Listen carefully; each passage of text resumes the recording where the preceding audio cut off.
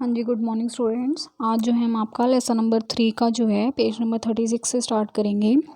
इसमें हम मैमल्स के फीचर्स के बारे में रीड करेंगे। मैमल्स के बारे में मैंने आपको बताया हुआ है कि मैमल्स वो एनिमल्स होते हैं जो डायरेक्टली अपने यंग वंस को बर्थ देते हैं।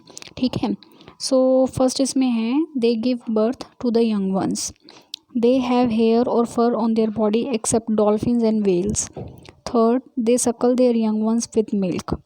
Fourth, they are warm blooded, which means their body temperature does not change with the change in temperature outside. So first इसमें क्या है, क्या क्या फीचर्स का मतलब होता है कि क्या क्या उनके बारे में ऐसी बातें हैं जो अलग हैं। ठीक है, सो फर्स्ट है इनका कि ये जो हैं अपने यंग वंस को बर्थ देते हैं। सेकंड है इनकी सारी बॉडी पे आपको हेयर और फर देखने को मिलेंगे, सिर्फ डॉल्फिन्स और वेल्स को छोड़ के, ये एक्सेप्शनल है। थर्ड है ये अपने यंग वंस को अपने मिल्क से फीड करते हैं। फोर्थ है ये वार्म ब्लडेड होते हैं। वार्म ब्लडेड का मतलब होता है कि इनके बॉडी का टेम्परेचर बाहर के टेम्परेचर के अकॉर्डिंग चेंज नहीं होता है। नेक्स्ट टॉपिक है आपका एनिमल्स दैट ले एग्स। कि मैंने आपको स्टार्टिंग में बताया था कि एनिमल्स जो हैं दो तरीके से रिप्रोड्यूस करते हैं। एक तो मैमल्स हो गए जो कि डायरेक्टली अपने यंग वंस को बर्थ देते हैं, और एक हो गए वो एनिमल्स जो एग्स को ले करते हैं। So birds, fish, insects like butterflies, reptiles like lizards and amphibians like frogs are animals that lay eggs. Their young ones slowly hatch out of their eggs. The different stages of development from beginning to the end of life form a life cycle. तो जो animals eggs ले करते हैं उनमें कुछ birds, fish, insects जैसे कि butterflies हो गई, रेप्टाइल्स जैसे कि आपके लीजर्ड्स हो गए, एम्फीबियंस जैसे फ्रॉग्स हो गए, ये सारे एनिमल्स आते हैं जो एग्स को ले करते हैं। और इनके जो यंग वंस होते हैं वो क्या करते हैं, एग्स में से धीरे धीरे बाहर निकलते हैं। तो जो डिफरेंट स्टेजेस हैं डेवलपमेंट की, मतलब कि हर स्टेज पे जो है ये ग्रो करते हैं, और स्टार्टिंग से लेकर एंड तक जो डिफरेंट स्टेजेस होती हैं तो वो एक लाइफ साइकिल बनाती हैं। तो वो लाइफ साइकिल के बारे में हम रीड करेंगे। नेक्स्ट है आपका यहाँ पे साइड में रियल वर्ल्ड दिया हुआ है। रियल वर्ल्ड में क्या दिया हुआ है आपको कि जैसे कुछ एनिमल्स होते हैं जैसे कंगारू हो गए, वो अपने बेबीज़ को, यंग वंस को अपने पाउच में रखते हैं, कैरी करते हैं। तो इस तरीके के एनिमल्स को मार्सुपियल्स बोला जाता है। नेक्स्ट है लाइफ साइकिल ऑफ बर्ड्स, के जो बर्ड्स होते हैं उनके लाइफ साइकिल कैसा होता है। जो सभी बर्ड्स होते हैं उनका लाइफ साइकिल सिमिलर ही होता है, सेम ही होता है। So they lay eggs in their nest and incubate them. The baby bird develops inside the egg. When it is fully developed, the baby bird peeks open the shell of the egg and emerges from it. This is called hatching. The parent birds feed their young ones and take care of them until they are able to look after themselves. देखिए, birds की life cycle जो होती है, mostly सारे birds की life cycle same ही होती है। वो एग्स को नेस्ट के अंदर, घोंसले के अंदर ले करते हैं, उसके बाद उनको इनक्यूबेट करते हैं। इनक्यूबेट का मतलब होता है जो बर्ड्स होती हैं वो एग्स के ऊपर बैठती हैं, उनको वार्म करती हैं, ठीक है, और उसके बाद वो हैच होते हैं। तो जो बेबी बर्ड होता है वो एग के अंदर ही डेवलप होना स्टार्ट हो जाता है, और जब वो पूरी तरीके से डेवलप हो जाता है तो बेबी बर्ड जो है वो शेल के बाहर आ जाता है और उसमें से एग में से निकल जाता है।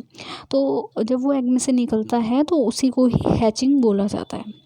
तो जो पेरेंट बर्ड होता है वो अपने यंग वंस को क्या करते हैं, फीड करते हैं और उनका ध्यान रखते हैं जब तक कि वो क्या हो जाएं, बड़े ना हो जाएं। ठीक है, यहाँ पे नीचे आपको लाइफ साइकिल दिखाई हुई है। तो यहाँ पे आपको क्या दिया हुआ है, हैन का लाइफ साइकिल दिया हुआ है। इसमें आपको सबसे पहले एग दिया हुआ है, दिखाया हुआ है नेस्ट के अंदर। इसके बाद जो है आपको हैन रोस्टिंग दिखाई हुई है। हैन रोस्टिंग का मतलब होता है कि जो बर्ड होती है वो क्या करती है, एग्स के ऊपर बैठ जाती है, उनको इनक्यूबेट करना। नेक्स्ट जो है यहाँ से चिक जो होता है उस एग में से बाहर आ रहा है।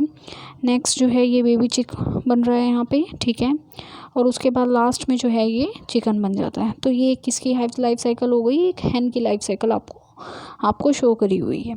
ठीक है, इसके बाद है आपका पेज नंबर 37 पे this is what the inside of an egg looks like. कि जो एग होता है, एग के अंदर का स्ट्रक्चर किस तरीके से होता है। तो देखो, सबसे पहले जो बाहर की जो लेयर होती है उसको शेल बोला जाता है, एग शेल। ये सबसे ज़्यादा हार्ड होती है कवरिंग इसकी, और ये क्या करती है, एग्स के जो अंदर चीज़ें होती हैं उनको प्रोटेक्ट करने में हेल्प करती है। ठीक है। एग शेल के अंदर एक और लेयर होती है जिसको एग मेम्ब्रेन कहते हैं, ठीक है। और ये एग शेल के अंदर होती है। और जो आप एग में वाइट वाइट वाला पार्ट देखते हो उसको एल्ब्यूमेन बोलते हैं हम, ठीक है। और ये क्या करता है, ये बेबी को न्यूट्रिशन देता है और उसको जर्क से बचाता है। नेक्स्ट है आपका ये येलो पार्ट, आपको पता है एग योक होता है, ठीक है। ये भी न्यूट्रिशन प्रोवाइड करने में हेल्प करता है। अब एग योक में ही क्या है, एक स्पॉट होता है डार्क सा, ठीक है। और ये क्या होता है, ये एक्चुअली जो है ये क्या करता है, मतलब बढ़ता हुआ एक तरीके से बेबी है।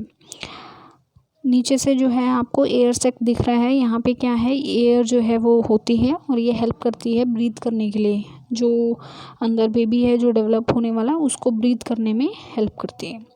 तो ये इस तरीके से जो एग है वो अंदर से इस तरीके का होता है।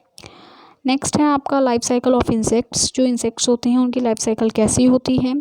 ज़्यादातर इंसेक्ट्स के लिए लाइफ जो होती है वो क्या होती है, एग की तरह ही स्टार्ट होती है। जो फीमेल होती हैं, फीमेल इंसेक्ट्स हो गया, वो क्या करेंगे, एग्स को ले करती हैं और उनको छोड़ देती हैं कि वो अपने आप उसमें से हैच हो जाएंगे। जो हैचलिंग्स होते हैं, मतलब जो यंग वंस होते हैं जो एग्स को हैच करके बाहर निकलते हैं, वो जो हैं जो अपना पूरा लाइफ साइकिल है वो कवर करते हैं।